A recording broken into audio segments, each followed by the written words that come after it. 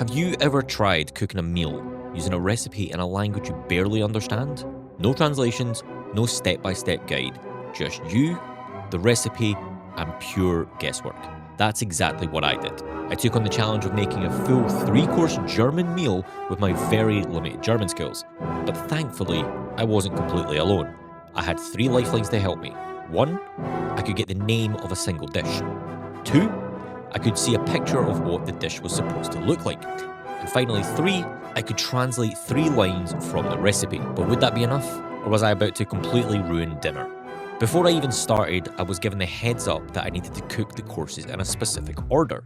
First, the dessert, then the starter, and finally the main course. That sounded manageable, in theory. Determined to push forward, I washed my hands and put on my super suit, which in itself turned out to be a challenge. I needed my wife's help just to put it on properly. Despite struggling with the language, I managed to decipher almost all of the words. I melted both dark and milk chocolate, carefully following what I thought the instructions were saying. Things took a turn when I needed to measure out the milk. My scale wasn't working, which caused me to panic for a second. Until I realised that I had a jug with measurements on it this entire time. Then came my first major roadblock. Step 3 of the recipe made absolutely no sense to me. No matter how hard I tried to translate it in my head, the words just were not clicking. I had no choice but to use my first lifeline to translate a single line of the recipe. But using a lifeline so early, that did worry me. Would I run out and be completely lost later on? As if to punish me for relying on outside help, I immediately messed up. I poured way too much starch into the bowl. Luckily, with a quick hint from my wife, I was able to scoop out the excess starch before it completely ruined the mixture. That didn't mean things were going smoothly though. As I stirred the mixture, I quickly realised the texture was way too thick. Was this how it was supposed to be? I had no clue. Taking a risk, I poured the starch and milk mixture into the melted chocolate and hoped for the best. The reality of cooking in another language was kicking in hard. After letting the mixture boil for a few minutes, I poured it into the 4 bowls and crossed my fingers. Did they look like a proper dessert? That was debatable, but 1 dish was done and I still had 4 lifelines left. I turned my attention to the main course and starter, expecting a single dish for the main meal. That's when reality hit me. I wasn't just cooking one thing. The main course actually had 3 parts to it. This was going to be a lot harder than I thought. At least one thing made sense. The word schnitzel jumped out at me immediately. I'd eaten schnitzel plenty of times before, so I know what it should look like. The second part of the main dish seemed simple enough. Just green beans with a little seasoning. But the third part? I had no idea. I stared at the words on the page, completely lost. What was I supposed to be making? Panic started to set in. If I didn't figure this out, I might have to waste another lifeline just to identify the dish. That's when I decided to make a tactical play. I switched over to reading the starter recipe instead.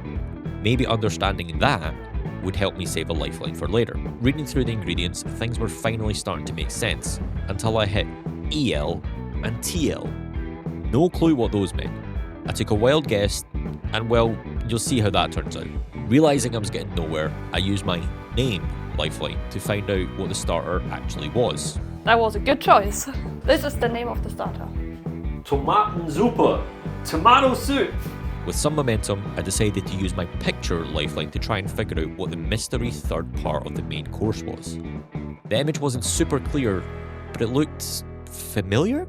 I stared at it, racking my brain, and then it clicked.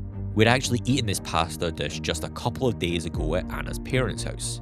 Finally, I had an idea of what I was making. Now, I just had to figure out how to cook it. Since it was going to take the longest, I decided to start with the soup. At this point, I only had 2 translation lifelines left, but 2 full recipes to complete. Looking at the ingredients, I had one burning question. Did I really need this many tomatoes? I was also relieved to find out I could ignore the baked beans in the back there. Some things were easy to recognise just from the packaging, which did help a lot, but there was one ingredient I just could not figure out. In the end, I decided to just go ahead and make the starter without it. Let's just hope that that missing ingredient wasn't too important. Then came the next challenge. Line 2 of the instructions. I had no idea what this meant. After struggling for a while, I had no choice but to use a translate lifeline. That left me with just 1 translation lifeline for the rest of the challenge. But it actually turned out to be the right decision. Without that translation, I would have completely messed up. likely adding the wrong ingredient or misinterpreting a crucial step in the recipe. Following the instructions as best I could, I wrapped up some of the ingredients in a tea bag and tied it tightly. Next, everything went into the bowl. Then came what I called the tomato stamper, which only made things worse. More struggle, more confusion, more second guessing. Just when I thought I was in the clear, Anna actually stepped in to stop me from adding a tablespoon of salt. It was at that point I realised I had been mixing up EL and TL this entire time. Every single measurement I had done so far, completely wrong. But on the bright side, at least the soup looked like tomato soup. I pushed it to the back burner to simmer and moved on. I had fought my way through soup mishaps, misread measurements, and a recipe that felt more like a cryptic puzzle than cooking instructions. But now, it was time for the real test. The main dish. And at the heart of it was the greatest challenge yet, the pasta. I knew this would be the hardest part, not because I lacked confidence, but because I genuinely had no idea how to make pasta from scratch. But did that stop me? No. It just meant that there would be a lot more struggling. Yes, I've sped this up, because even to this day, I still don't fully understand how this came together, but somehow, it did. A rough, slightly questionable pasta dough now sat in front of me. It wasn't perfect, but it existed, and that was enough. Into the fridge it went for 15 minutes. With the pasta chilling, I moved on to the schnitzel. Finally, a dish I actually recognised. I knew what schnitzel was supposed to look like, I knew what it was supposed to taste like, and yet, the recipe still found a way to throw me off. Reading through, I understood most of it, until I had a word I couldn't place. My gut told me that it meant breadcrumbs. The only reason I even guessed that was because schnitzel needs breadcrumbs. That was good enough for me. Just as I got all my ingredients together, the soup timer went off. The pot had been simmering away in the background this whole time, and now it was ready to be blended. Then disaster struck. The blender fell apart. After a moment of panic, some quick repairs, and a minor existential crisis, I got it back together and managed to blend the soup properly. Now for the taste test. I hesitated for a second, then took a cautious sip, and it actually tasted like tomato soup. A little bit of cream, a stir, and just like that, the starter was officially done. 2 out of the 3 dishes complete. Back to the main course. Back to struggling. Then came a crucial decision. Should I use my last lifeline to translate a line from the pasta recipe or the schnitzel recipe? I took a deep breath and powered through the schnitzel recipe without a lifeline. I wanted the coating.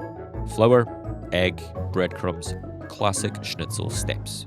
As I worked, I glanced at the clock and suddenly realised how long I had been making this dish for. It was ridiculous. Why was this taking so long? But there was no turning back. The schnitzel was finally ready to fry.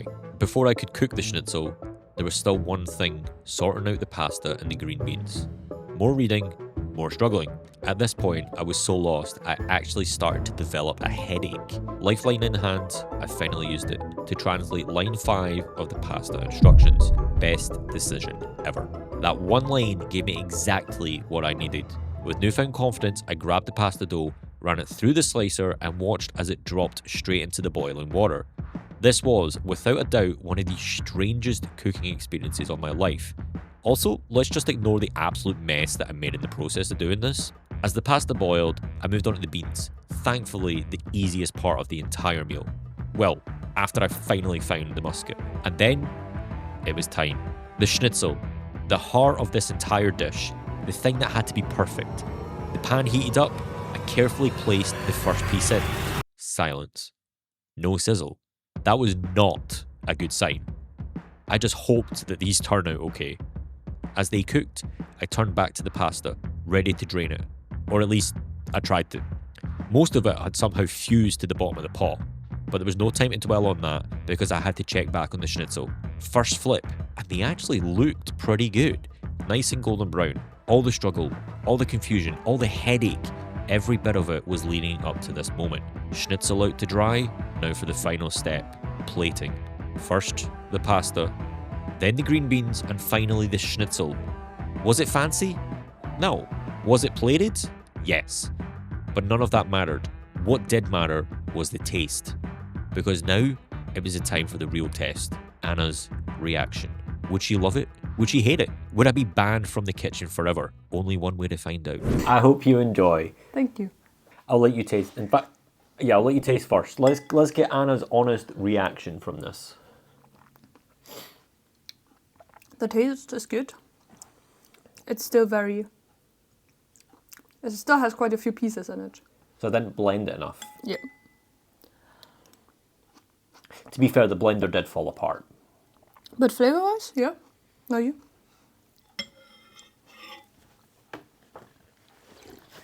I'm actually really proud of that. Let's give each dish a rating. I'm not allowed to rate. Out of 10.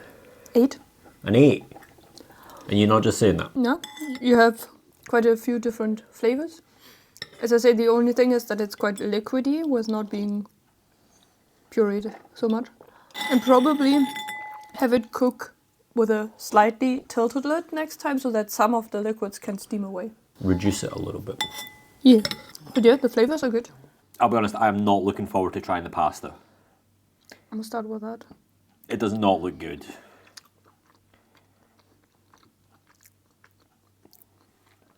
It's actually not that bad. It's very bland, but otherwise... So basically add some more spices like salt, pepper, and... You didn't even salt the water. Oh, I remember it saying that as well. I think I was just in panic mode because I knew everything was starting to like come together. Yeah, definitely some more spices and especially salt water will help. The beans?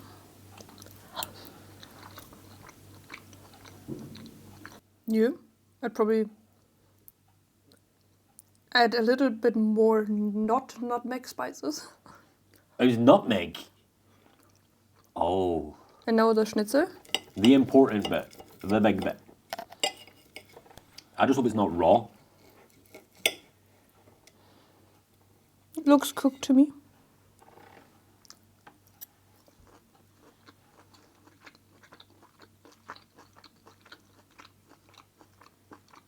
A bit on the chewier side.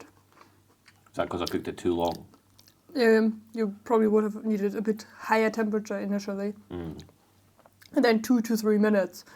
I think one side got like 6. So out of 10, what would you give each part of the meal? I'm going to actually try some there. Probably for the blandness, the pasta gets like a 5. Because otherwise it's okay, it's just bland. What do I give the beans? Probably a 7. Just not too much nutmeg. Yeah, and maybe a little bit more salt and pepper next time. Probably a 7 as well. So overall, the dish is a bit bland. Yeah. All of it could have done with a bit more. Should we try a little bit of the chocolate pudding? Chocolate pudding? Yeah. It tastes like chocolate pudding. Out of The 10. thing is, I even showed you a whisk. And you still didn't use a whisk. Yeah. Taste, probably a 9. Texture, 5. So it averages out to a 7. Probably, yeah. So across the board, for the entire 3-course meal, what would you give it? I think with having given 3 7s, I think a 7. A 7 overall? I'll take it. Considering this entire thing was done in a language that I don't overly understand. Thanks for watching. If you enjoyed this, let me know. If you'd like to see me attempt other recipes, also let me know. And who knows, maybe one day I will actually be able to fully speak German and be able to cook as well.